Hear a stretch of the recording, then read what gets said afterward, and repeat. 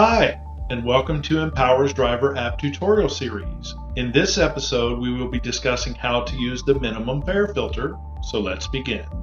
The minimum fare filter allows drivers to block ride requests where the fare is less than a set amount.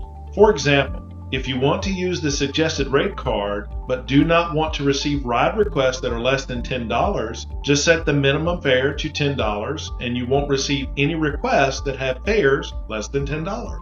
Click the three lines to open the main menu. Next, click Ride Filters.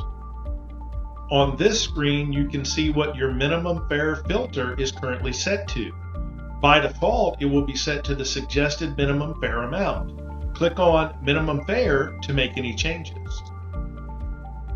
Click on the Customized option to set the minimum amount that you are willing to accept as a fare. Use the plus and minus buttons to adjust the minimum amount. You will not receive ride requests with fares less than the amount you set here. Once you have set your minimum fare amount, click Submit. If a minimum fare filter has been enabled, it will be displayed on your home screen.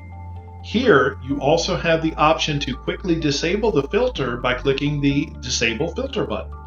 As a reminder, while it certainly doesn't make sense for you to receive ride requests that you definitely will not accept, by setting a minimum fare filter, you may receive fewer ride requests than you otherwise would. Thank you for watching Empower's Driver App Tutorial Series, and remember that together we will empower.